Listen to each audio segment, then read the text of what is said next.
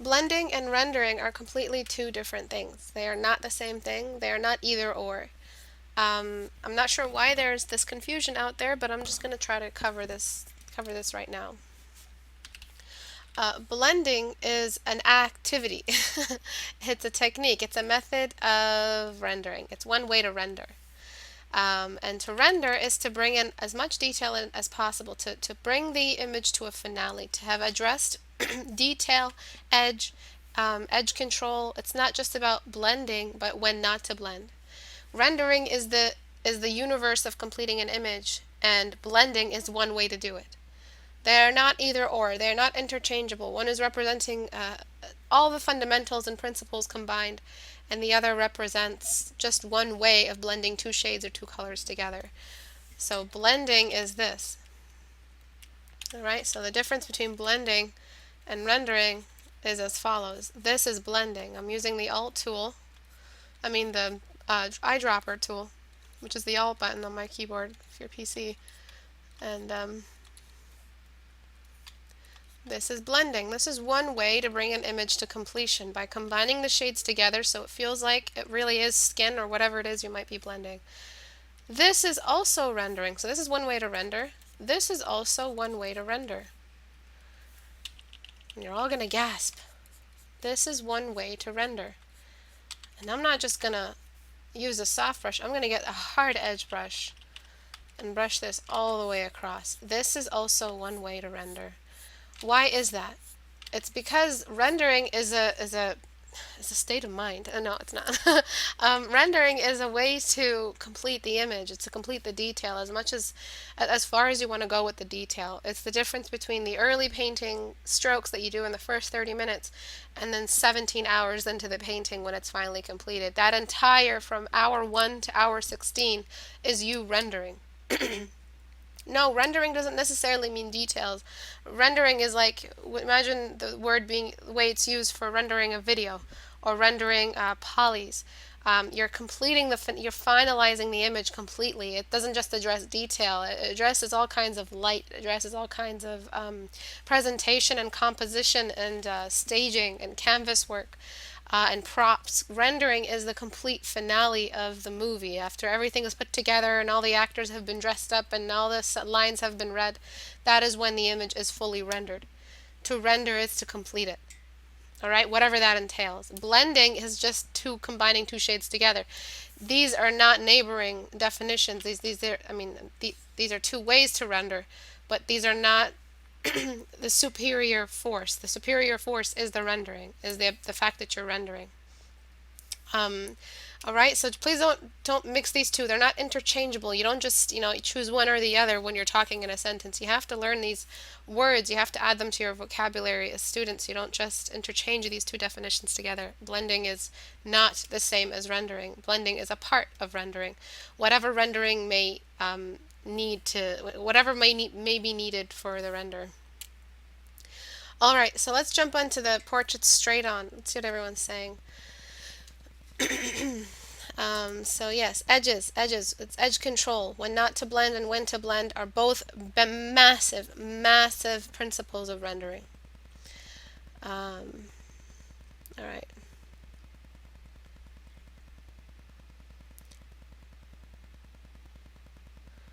I'm not sure what you're talking about, Sarah Quinn. So did you see that one of them was someone's reference and not their work for critique?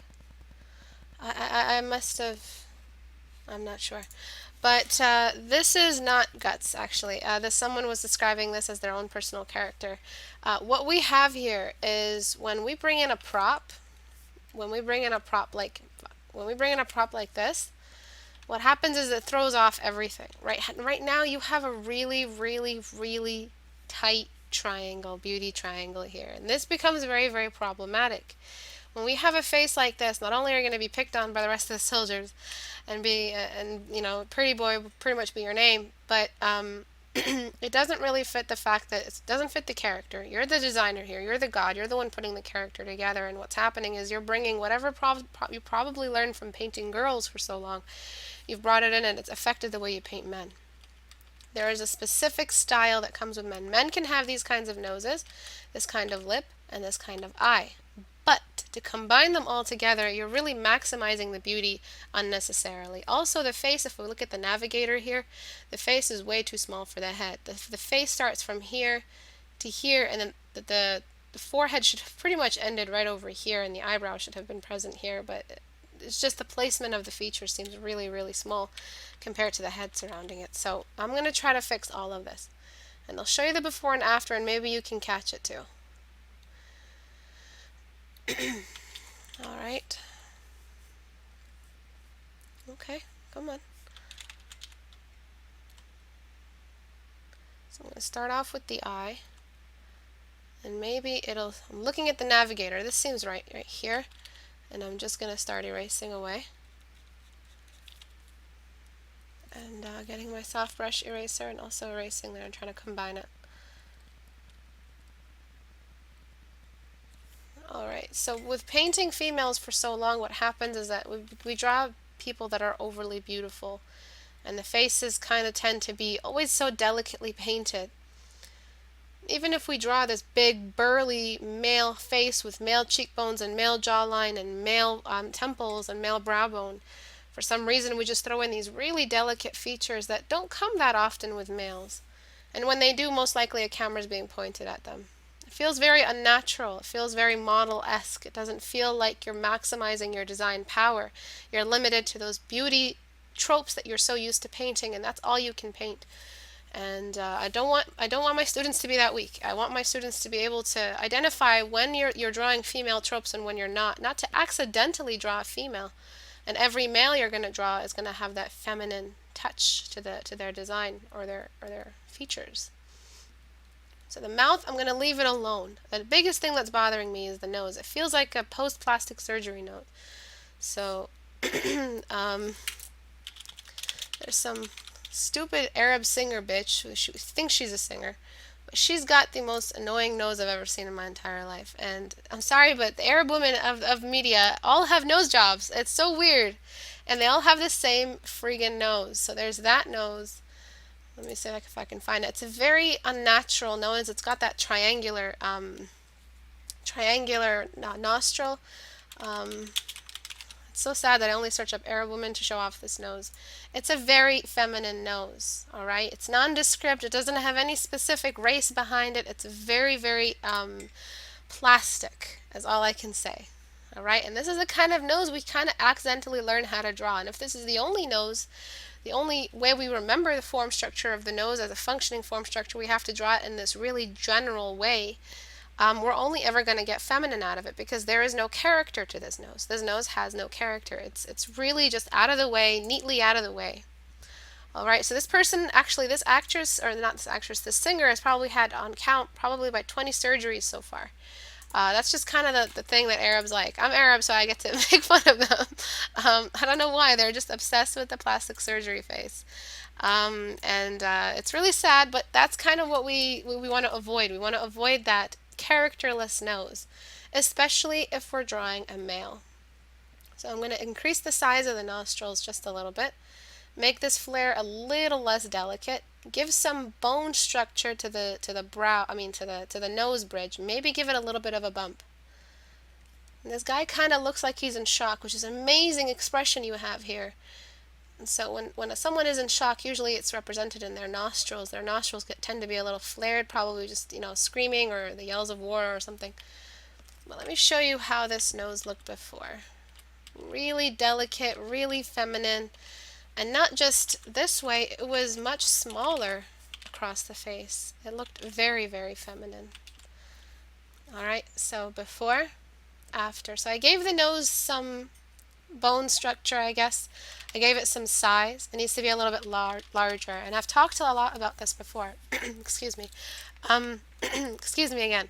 That the male face isn't a complete inversion, isn't a complete ogre. I've done this video before. You guys should really watch that if you have that overly feminine face, even if you're drawing male or female. Please look up that video. It's just the ogre versus the elf. Ogre v elf on my YouTube channel, and you'll find it there, and it'll explain everything. It's not a complete inversion of the feminine, alright? So the feminine is that triangle, the upside down triangle, and the ogre is the inverted upright triangle, with the eyes being the smallest and the mouth being the largest. We can still have a cute man, but we need to show off that he has testosterone running in his blood, that he doesn't have estrogen running in his blood. If you want proof that, different hormone levels change the way the faces look, just look at testosterone or estrogen therapy for transgenders, and look up the before and afters, and you'll see what just hormone changes, what hormone balance change about the face over a year. It's really phenomenal. I want to show off that this guy's got some testosterone because he's a male and he's in battle, and I don't want to mess around with that androgynous look because we all have that look in our paintings, especially artists that are just starting out. We have this face that we go to every time, and it's either too feminine or too masculine. And that's when you notice that's what starts happening to your work. That's when you know you got to start taking a step back and start drawing some diagrams and making some studies on what the real differences are between male and female faces. And it all comes in the proportions, the sizes. Trying to give his nose a little bit more strength, I guess. Give his jawline, let it protrude just a little bit. And I'm going to extend the size of his chin. Remember that the female face rounds off into the closes off into the triangle and has a very relaxed chin, a very rounded off chin. And I just want to show off that this guy is as big and burly as his armor suggests. Increasing the size of his chin, bringing forth that kind of that Neanderthal, which is what men look like. Even at their cutest, even at their most handsome, men still have traces of the Neanderthal, which is the really big brow bone, the massive cheekbones at the side, low cheekbones but are really strong, and massive jawline. Alright, and I just need to complete this last dark spot over here. Close off these laugh lines. And you'll see before, very feminine. After, we move the eye out so it's no longer the largest object. We put it under where it belongs, just above the ear line. Remember, the brow line and the ear line are you can really mess around with those rules. You can see how feminine he looked before. Now, I could easily call this a woman who cut off her hair and pretended to be a man and drew on a mustache. Because that's how I'm reading it. I'm reading it as a female face with male accessories. I want it to be a male face with male accessories. Okay? So this is one way to ward yourself off from these kinds of issues. Another thing is to draw the other eye right away. This could have been a cause not because you don't know how to draw a male face, but it could have been because you had this eye hidden in the way. When we omit one of the main landmarks, the main maps, the main points on the map that help us find other areas, we will get lost. We will eventually make this kind of mistake because we forget to draw in the other eye and then dress it up with a bandage. Don't draw the bandage as if it's part of the core anatomy. It's not. The core anatomy is the eye, and then the bandage that's hiding the eye. Even if the eye is missing, just show off where this socket was so that it can help us balance the symmetry a little better and not make mistakes where one eye is too big. Because one eye was too big, and that massive eye maybe invited you to close off all the features before you got towards the chin because you were running out of space. So naturally you started shrinking the features. This could have been one other reason why the face is so feminine. You accidentally triangulated the face. Does everyone understand? Mulan spoiler. Looks super manly now. But I didn't change his features, did I? Like, I didn't touch the way his mouth looks or his eyes look. I just changed his nose to be a little bit larger and a little bit with a larger brow. I mean, keep saying that. A larger nose bridge. Just so he doesn't have that weird feminine looking plastic nose. So let's see what everyone's saying. The first time I started drawing male faces, they all had feminine cheeks. It was awful. Yes, the really high cheekbone is very, very feminine. Please make sure that cheekbone is lower. And I've also made another video describing the differences between male and female faces. So about the lighting, let's talk about the lighting just real quick. So I'm just going to use this model here. This is Portrait Studio if anyone's curious. It's a program that we developed that helps you generate references. And what I'm going to do is I'm just going to decrease this, turn this off, turn this down, turn one of these babies on, and rotate it.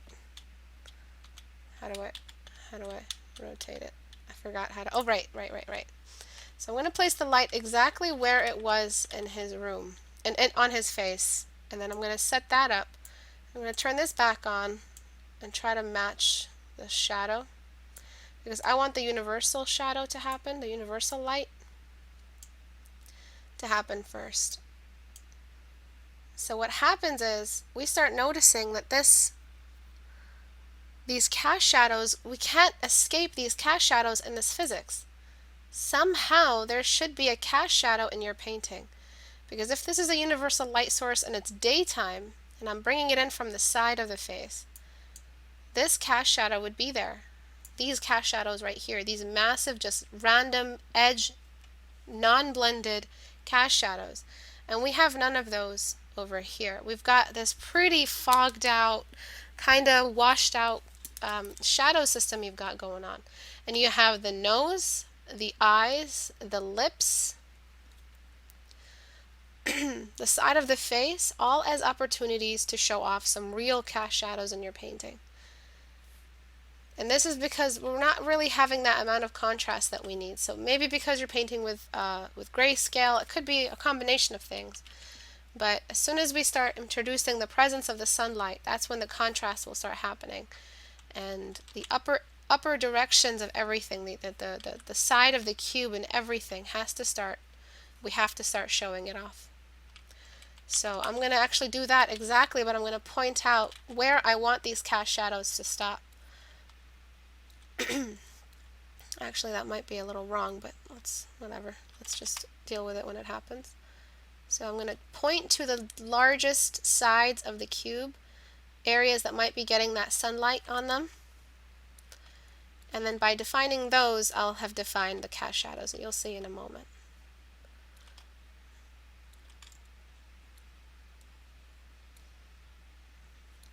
Okay. Just like that. Cast shadow of the nose. Gonna get the dodge tool and just run it everywhere. If this looks weird to you, it's okay. Relax. Take a moment and just think about what you're drawing. Look at the navigator. The navigator is where you really run your eyes over to make sure if something has passed the test or not, and it definitely passes the test here. Of course, I've increased the contrast on purpose just so we can decide where these areas will be, but your version will be a lot less intense. And this is just what you do, and then blur the edges or just blend it in as you go. And this is me inviting you to try some cast shadows. Alright, so I'm still looking at the navigator. It still passes the test. The test meaning that, does it read? Does it look okay? Does it look accurate?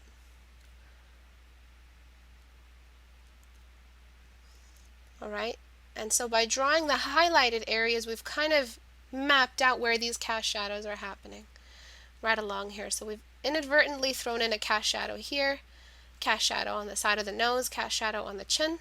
So this is without having to overpaint or repaint everything.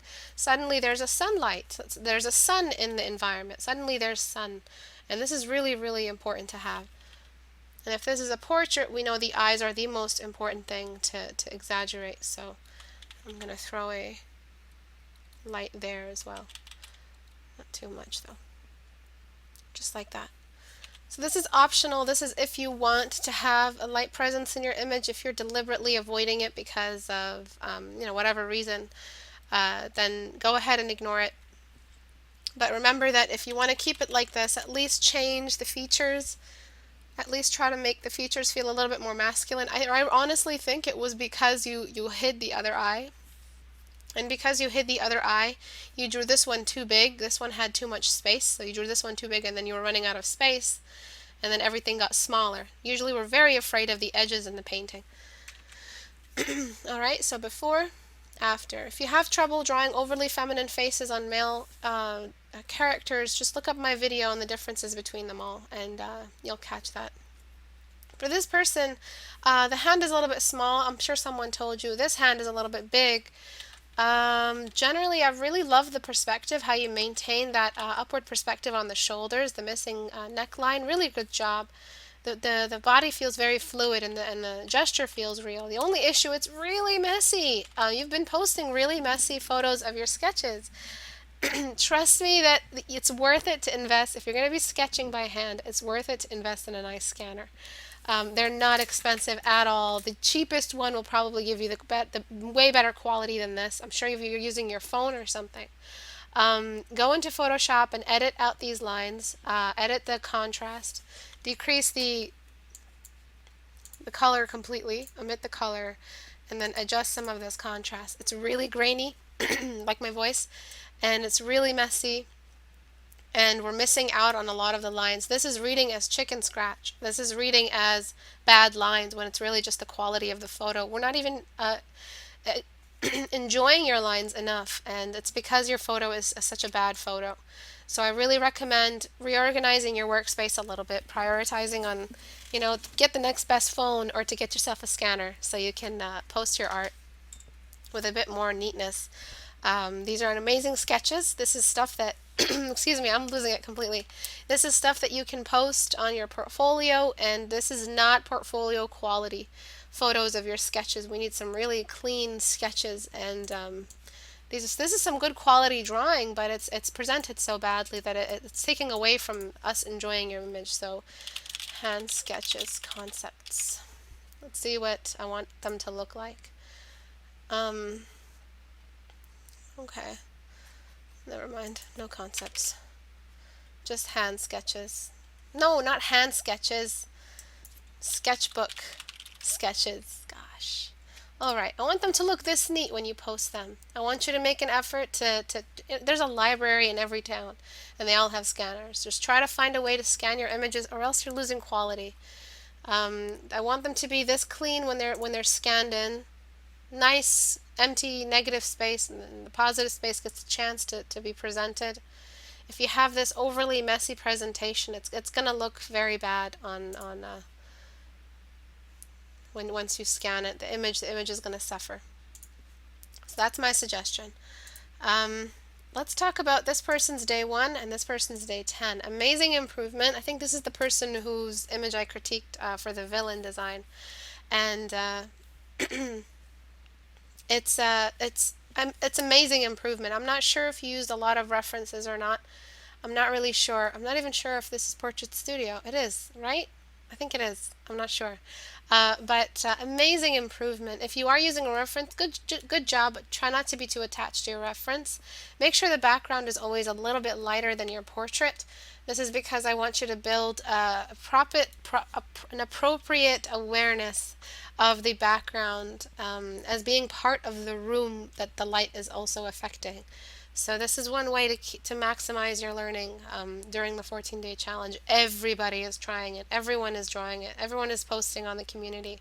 I hope everyone's getting a critique as well. But please remember that the background should be just a little bit lighter. But the improvement is phenomenal. Whether or not you're working from a reference, whether or not you left it, I think your rendering has gotten better. Your edge control has gotten better. Your awareness of the bone structures under the face has also improved a lot. One thing to be aware of is to not paint with too much too much light. You're good with the control of the black, but I recommend just bringing this down a notch so when you do use it, it's effective. Oh, whoopsie. So let me just do the opposite of that. So when you do use the light, it's just really effective. When we place these areas here and choose not to blend them, we don't have to spike so high, we have to give our edges a chance. Make sure that everything is as dark as it needs to be. I think you could have a little bit more edge control with your cast shadows. As you know, I'm always campaigning for cast shadows. But amazing improvement so far. I think the person who drew these is, I forget their name, but amazing. Congratulations. Good job. Keep it up. I can't wait to see you for the 14th day. Alright, let me just save that. I'm not sure you'll need it, but remember those tips. Okay, So this is something else that I wanted to talk about, and it's what happens when we rotate faces. We kind of still think like front view. And the person who drew this admitted they had some issues rendering a face from side view, from three-quarter view, and let's talk about it real quick. So load file. Alright, so when a face is seen from the side in three-quarter view, let me just bring down the ambience and raise that brightness just a little bit. Alright. This nostril from front view seems to be balanced with the septum, right? It seems to be on the same line. Let me try to change the light so it's showing that off. It seems to be on the same line, a little bit less. And when we put a face in three-quarter view, we kind of think we can still leave them on the same line. We're seeing more of the side of the septum, which means it's going to look like it's lower.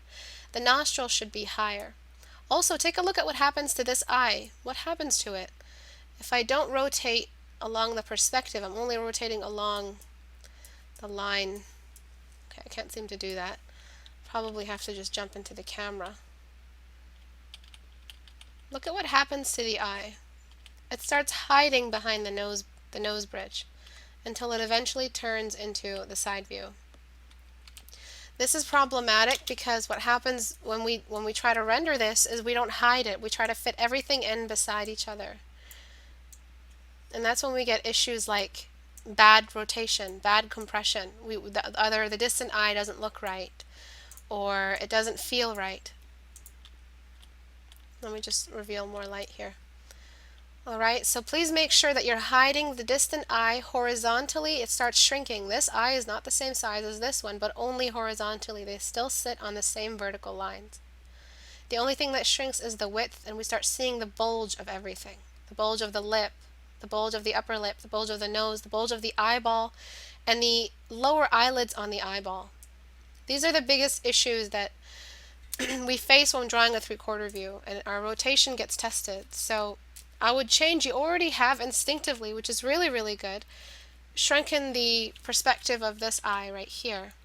But I do, because this area here, this hair is hiding, where we're supposed to be seeing this brow or this nose brow area hiding the distant eye. I can't really talk about this area, I guess, because it's hiding it. But the brow here seems to be, the eyebrow seems to be a little bit high, which means you might not have compressed the eye behind the nose as it was rotating and behind the brow bone. It's not just rotation that happens in three-quarter view, it's compression.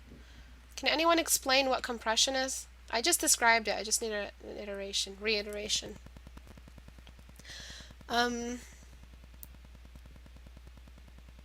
Let's see what everyone's saying. The thing I'm using right now, this thing is called Portrait Studio. You can buy it on my website if you would like to use this. It's a reference generation tool. I'll talk about it in a second, but it's for portrait artists who really want to benefit from this. What do you mean the reference? What is this? Wait, is this the reference? The reference by whom? Sarah Fleur is getting a free critique? Well, it's a good critique anyway. Link to whoever owns the reference. Compression is when it's shortened. Yes, when it's shortened and width-wise. So why did someone post this?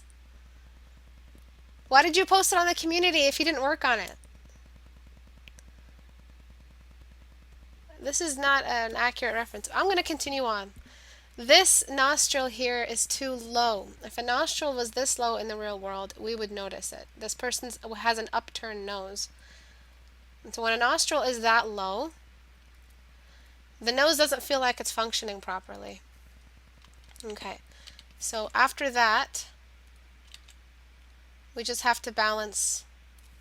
I don't know whose image I'm critiquing right now, but I'm almost done.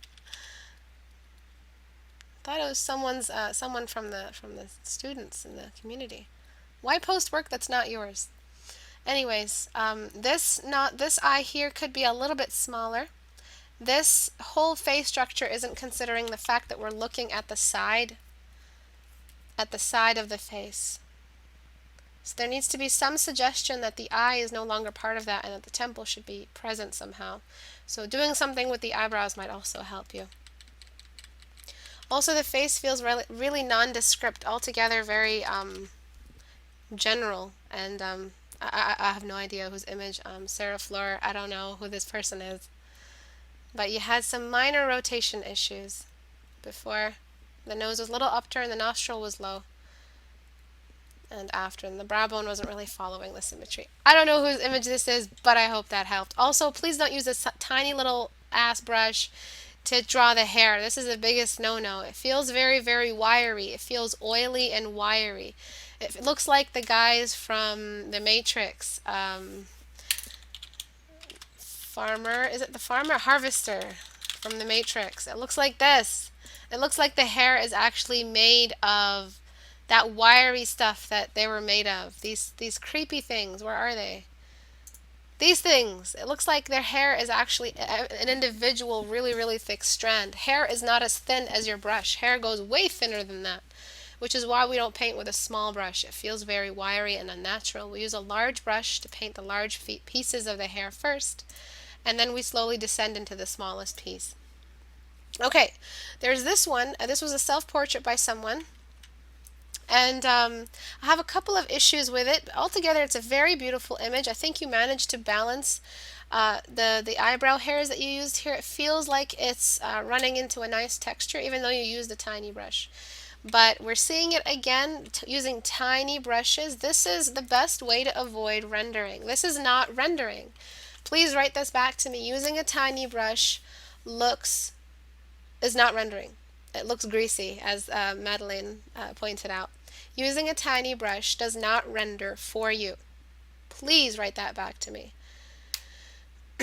and I have covered this so many times in so many videos. I am not blaming you for not having caught it in my video. I'm not that popular, so not a lot of people know about my lessons or my mantras in my videos, but I can never back down from explaining this to people, how bad it is to think that using a tiny brush and drawing every single strand and shading a couple of them will render for you. This is a very big issue. We saw it in the image before this, and we see it here. The best way to avoid this is to remember to work large to small. Hair comes in chunks and pieces. It gets stuck together from natural oils in the hair. So it makes the texture behave as if you can paint it piece by piece, hair by hair, hair chunk by hair chunk. If hair had static running through it and every single individual hair had its own orbit, I guess at that point you're justified and you can paint every single strand with a tiny 1 pixel width brush. But you're never going to be asked to do that in your career. I don't think you should ever lead yourself into that unfortunate rendering process. It's really just tedious and unnecessary and really misguided, and it does not represent a patient artist. A patient artist tries to break down the texture into its most essential form, into steps. If you're dealing with a rock texture comes in with its silhouette, so this kind of silhouette here, and then it comes with its form. So basically I'm going to be drawing a form study, which is why form studies are always the best thing to do when you're lost and you don't know what to do with your art. So this is the silhouette texture. I know rock textures to have one level of their texture behavior to be in the silhouette. It's jagged, it does not blend it, it's not furry, it's completely edgy. Alright, then there's the fact that rocks are geometric. They have upper areas and lower areas. They have the z-axis. They have levels to them. And so I have to start dividing these areas from each other. And it also has surface texture, so micro texture. So this surface isn't completely smooth. It's got breaks in it, lots and lots of different breaks, lots of different elevations and shadows cast by those elevations. Alright, so we're breaking down the rock texture into pieces. Same thing goes with hair, same exact concept. Hair comes in as a large, in its silhouette as one piece. Alright, it's got an upper area to it that catches the light. It also, when it illuminates on an angle. So this is me just breaking it down. Illuminates on an angle. Now it looks like I drew a sword, but it illuminates on an angle, like on a curve. And what we do in order to achieve this texture is we have to scientifically understand how we can break this down into a couple of art strokes, a couple of paint strokes. How do we break this science down into just art? Make it work together. Large pieces work together and turn into smaller pieces that break those large pieces down. Okay, we have the silhouette, external silhouette, so we have the way the hair is behaving on the edges. A couple of those brush strokes will happen with white paint, a couple of the small ones. And then all together, the hair illuminates on an angle. This looks more like hair than this does. This feels like some sort of My Little Pony false hair, false fur that they use on toys. Because it's not real, it's synthetic, it's too thick, it doesn't feel real. It's like a synthetic makeup brush. You can tell it's a fake hair because it's made of plastic. It's not real organic material. And if you're not representing the organic material drawing, you're not rendering hair, you're rendering something else. And that's why you'd never, ever, ever paint hair with a small brush. Never. You have to break it down into steps. The texture takes thinking. A small brush will never, never render for you. Alright, so there's that. I'm going to always say that lesson. I'm never going to back down from that. That said, the image is beautiful. I think you've used too much white too soon. I think you have to reorganize what the light behavior really is, what's happening in the room. If the light is this bright, it's going to cast some cast shadows. We're going to see some kind of cast shadow happen. Let me try to get her chin to be a little high as well. Some cast shadows will happen on the image. Let me just raise the camera to come from an angle at the top. Alright, and I'm going to move this to come at the same brightness, kind of. So it's going to be something similar to the brightness that we have here. But we're going to have cast shadows for that bright. Like as soon as I take this brightness down, those cast shadows get really murky and really, really just soft. They're no longer pure cast shadows. But the brighter the light gets, the darker its shadows get. Let me turn this off. Its shadows become very, very distinct. You can tell where the light is coming from because the light's characteristic is bright, so it's releasing the characteristic of the shadow reflects the characteristic of the light. You as the artist have to remember that fundamental. This is what I mean by fundamentals. Fundamentals isn't just purple in the shadows and yellow in the light source when you're painting skin. Fundamentals is in the actual physics of light, how light behaves and the way it reveals objects. Eventually you'll start realizing I shouldn't memorize eyes and noses. I should memorize only light. And then treat eyes and noses as objects, geometric objects in a landscape. This is why I always say don't see the face as a face, see it as a landscape. So please remember, it's not good in your painting if you're ignoring light rules. It looks very flat. And that's kind of my diagnosis of this painting here. We could have seen some beautiful cast shadows cast just along here.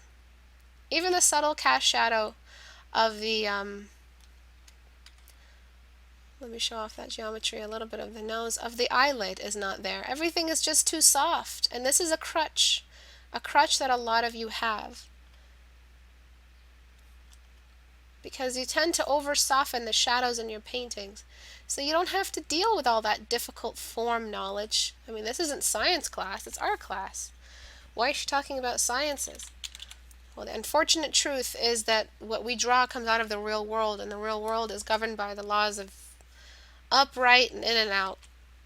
I mean left, right, and in and out, which is just the X, Y, and Z. So I'm just going to throw a couple of these and then blur them out. And we'll see kind of how it really revealed the form a little bit. What the hell am I doing? Blur, Gaussian. Revealed the form a little better. And then we can just defuse as we need it. So everything is just too bright. A couple of cast shadows made the difference that we needed.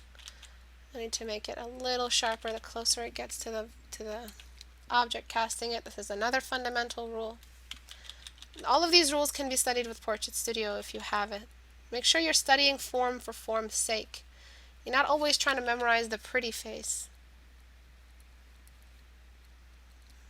Or that soft, pretty, overly beautiful bloom light source situation. Sometimes it's nice to have a little bit of a daring light source. Even the bloom in photography is just overdone, and it's not a good look. It's a very cheap look.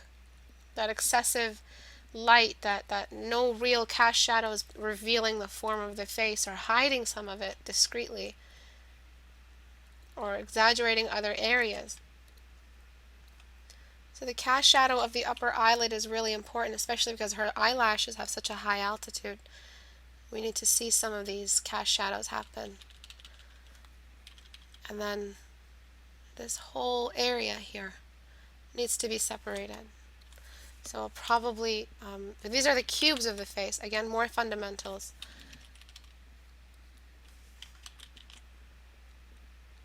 These are just the cubes of the face that we need to identify.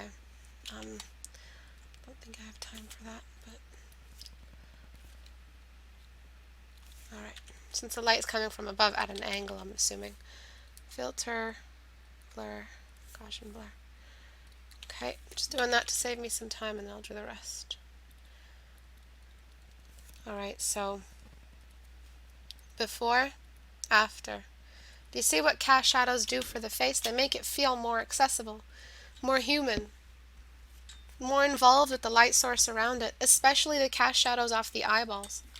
Even if you make on the eyeballs, even if you make them really sharp, you'll still benefit from that effect, because it'll make it feel like this object really is in the way of this object, and this really is a light environment.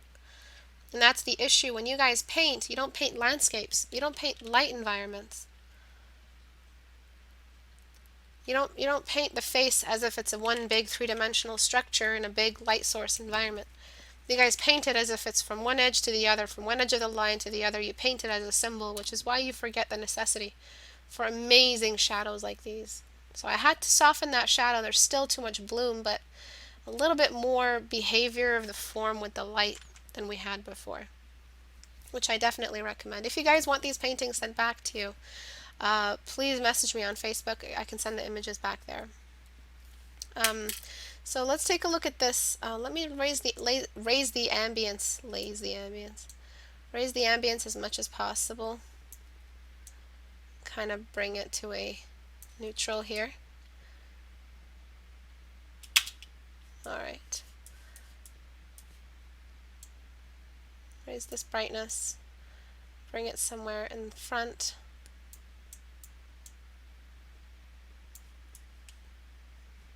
Oh, okay. Just have to move my camera. And raise the brightness again. And I'm just trying to show you what happens when we're in the umbra, when light is just behind her. This is where we get no cast shadows. Right? So you see the light is behind her right now. So it's not in front of her in any way. When it's in front of her, that's when we get those sharp cast shadows. But when it's behind her, what we get are these really strange looking, let me raise this up. This strange looking light. Oh, this is way off the screen. I'll just have to get it later. But this diffuse that happens, that comes out of the room. This is what you guys paint when you think, this is how you guys imagine the light to affect the painting, with really general light sources. This is not how light affects a painting. This is how light affects, a face. It reveals itself, it reveals its origin. It casts lines away that stand in the way of solid objects. So the shadows you throw on the face are an indication of the direction of the light source. Write that back to me, if you can, if you dare. Right, even if the skin was a little bit darker, we have that as well.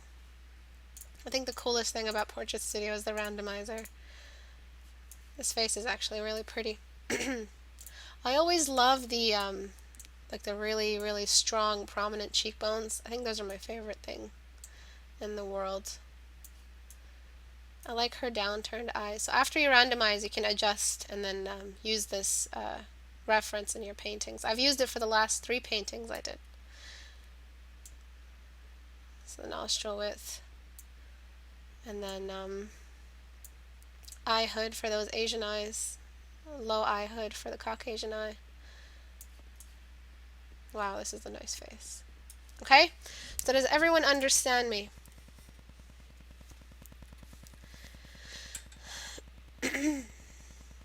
Like bones under the skin and flesh does the opposite, right? The more pronounced, the sharper the shadow. Exactly, Grognac. So remember these rules. If your light source in your image is really bright, as we saw in this painting here, if it's as bright as this, it's going to cast some shadows. You can't just have everything blooming and everything soft and avoiding all the rules of the light source that you need in your painting. One big issue I had with this painting here, this form study, is the fact that the background is not light enough. The background needs to be light. You see, even Lasso Tool is not differentiating between them. Lucy had a nightmare. She was sleeping. Okay. Select inverse. Hide. And raise. Nope. Select inverse again. Hide. And raise the background color. When I raise this background color, suddenly the values you chose make sense. If the room was as dark as you had it before, the light would not have had this medium tone in it. The room, this would not be reflecting. They would have long ass cast shadows. If you want to make the light make sense to have this level of brightness, the room has to be bright too, because you're telling me the light is only affecting the objects? That's not possible. The light will affect the room around the objects. The light is a fog. It travels everywhere. It touches everything. So you can't have it this dark. It won't make sense. If it's this dark and we have this level of brightness, there has to be something happening. It must be like an internal light, or it must be like a spotlight. If there was objects, if these objects were in the same room, this would not happen. Right? And please don't forget your cast shadow. So a cast shadow could have easily been added right along here. Just a nice cast shadow that tests kind of your knowledge of form. This is what a form study is for. It tests your form. It tests what you can do. And that way you carry all this knowledge back toward your portraiture, back to landscapes, and then you're a better artist for it. So don't forget these simple rules. Always do form studies. It'll keep you always thinking about the light source as the god of your painting, which it is. Alright, so there's this image here, and the person did say that they had many comments on the arm, but I think the arm isn't the issue. The arm is fine. I think it's the shoulder. I think the whole shoulder area finishes up a little too soon, and you could have stretched it just to be a little bit further and a little bit as strong as we see on this side. So this is Fergus again. Amazing color balance, Fergus. You're improving like wild, like crazy. You're improving so much. Your color balance is definitely different now. Just a couple of studies on gesture wouldn't harm you. Would actually benefit your work. So before, after, do you see that imbalance that was happening? The shoulders weren't balanced. So now if I bring that arm back, it actually feels a little natural now. Feels like he is just, chilling. Like a macho, steampunk kind of dude. Alright, so it wasn't the arm. I really didn't have a problem with the arm. Maybe the angle of the arm feels a little stiff, but proportion-wise, it's fine. I mean, I've seen people pose like this for Facebook images. Bunch of twats. But yeah, this is fine. The arm was fine. I think the diagnosis you got from your critiques from before was incorrect. It was the shoulders being a little bit asymmetrical, and the shoulders not mapped out on a skeletal level with some gesture lines. Simple gesture lines will save you. This is what I'm talking about. This is it. You're 10 hours into your painting, you're nearly done, and you have this colossal issue, this colossal proportion issue that you could have avoided if you had just drawn some lines down. They stick out like a sore thumb, let me tell you. When everything is perfect except for that shoulder, it sticks out. People notice it. And they'll say something like, oh, the arm feels a little wrong. It's passing the navigator for me. I don't really mind it. Maybe a little bit change on the expression, but I mean on the gesture, but it seems fine to me. Just a little bit more mass down here. And probably some sort of seams here for the clothing, so it can seem like the it's bending along the muscles instead, so more folds and seams. But it was the shoulders that bothered me. They were asymmetrical. Okay, almost done. Losing my voice. I mean, I haven't really lost it, but it's getting all glitchy. I wanted to point out how problematic pink base skin tones are. Like, unless you don't see pinks in the skin tone, like, unless the person is completely transparent. And even then, we would see purples, and we would see lots of really, really acidic reds. But when it comes to skin tones of a kind of like an olive skin tone, or not even like it's white skin tone, but it's not white white, what we get is a, let me see if I can color. We bring in this yellow to try to bring this natural pigment back to the skin tone. And where we end up having reds is only in the shadows for a really, really light skin tone character. So before, really pink. So where do we put the yellow? If we're using the red everywhere, where do we put the red? We put it only where shadows exist, because we need to cool down these shadows.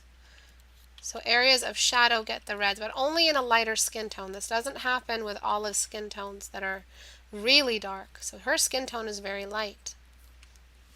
Also, not a lot of, I'm not sure if you guys can tell the difference, but you should. The quality is better in these videos, but really pink, really pink. And this change could have been made actually with just a rotation. So this over here, ignore the hair, but it really was this kind of change I wanted, because this was more close to this, which is really wrong. It was actually sitting on the reds. And this is the correction. By using a color layer and using like a peachy yellow that leans towards yellow, and it's not even yellow, it's nowhere near yellows, but it looks yellow. This looks green and it's nowhere near green, or it's on yellow. So just doing a little bit of correction will help fix that extensive red using something that is green based, because green and red are complementary. Alright, and again with the cast shadows, you only have cast shadows on the nose. Why? Why, people? Why do you guys hate cast shadows everywhere else? What's with the prejudice? Oh. Oh.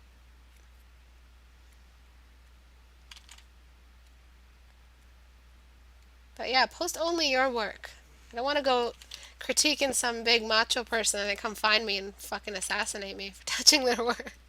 It's like, who do you think? Oh my god, I can't believe I just did that. Because I know. Oh my god, tell no one. Tell no one I did that. Tell no one I did that. Oh shit, I'm fucked. That's regular racist. No, I'm not racist. Okay, so I'm just casting a shadow there. I blame Russell Peters. He taught me this accent. It's all his fault.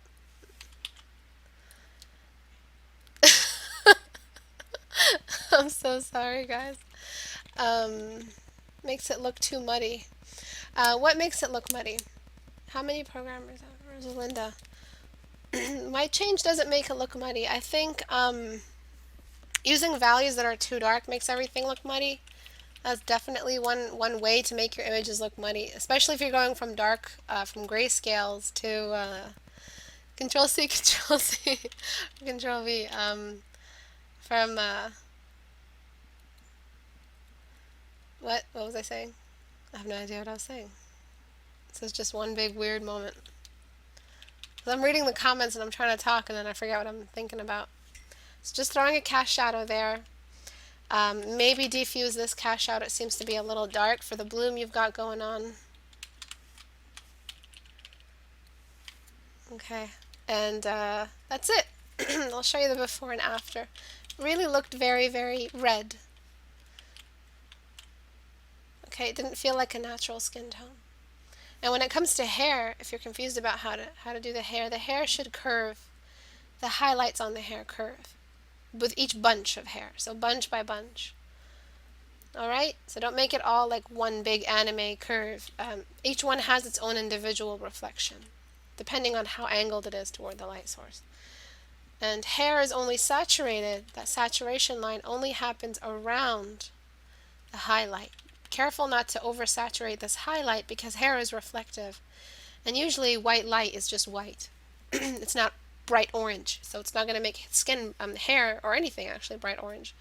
And if it was bright orange, everything would look bright orange that the light is touching. Okay, so yeah, that's what I was trying to say earlier. The only way to make a painting really muddy with is on the grayscale level. If you are painting with grayscales that are too dark, skin tones sit on the very, very, very high in the value spectrum.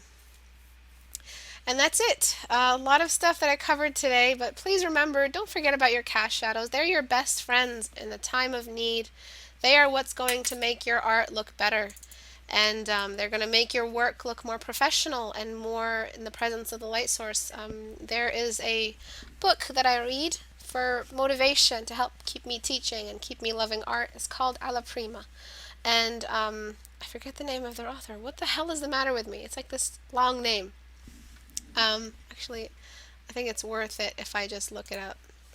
But what he says is, he says that I realized after a time that I was no longer painting objects. I was just painting the way light works on objects. It became all about Richard Schmidt. All right? This is it right here. I recommend it to everyone. Please buy it and read it and love him for his beautiful words. They are what inspire me. They are what that keep me painting. And he's really, really good at what he does. And this is what he says. He says, I realize that if we're looking at a picture, we're seeing light happen on an object. It's no longer the object. It's no longer the room. It's no longer the colors. It's just different variables of light, different instances of light behaving, reacting to form in different densities. Once I heard that, I was like, wow, that's the core science, isn't it? That's the fundamental. That's what it all boils down to. That's the most common denominator. That is the thing that connects the string that connects the necklace together. That's what it's all about, just understanding light behavior. So that's what it's all about, really. Just making sure that you're always thinking about the light source in your painting, how it's going to affect the way you choose shadows for the nose, how that light source affects the colors that we see, how saturated these colors are, how faded these cast shadows are, how they become fuzzy, the details visible in the areas that are furthest from the light versus the contrast and detail visible on areas that are very exposed to the light. These are all units of science, and your art will only benefit from them. No one else, I've never seen this said anywhere else, and I'm so saddened by this, that no one's really talking about the fact that science plays the biggest role in our improvement. If we just start realizing this. So please read that book. You will benefit from it. What is this? Why is it $200? I don't think it's that expensive, actually. I think this is a ridiculous price. I think it's another one, but I'm not sure. Anyways, yeah, there's paperback for those who can't afford that hardcover price. Jesus Christ. But yeah, please remember that.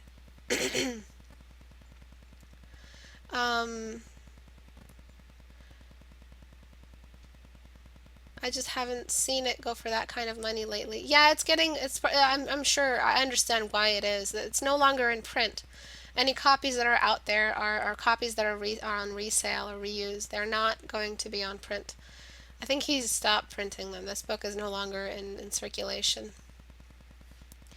But yeah, I mean, there's that option. You bunch of pirates. I'm one of you. What am I saying? But yeah, please remember this. I'm going to try to find the exact passage and post it on Facebook. Okay, that's it for today. Have a great day, guys. Bye bye.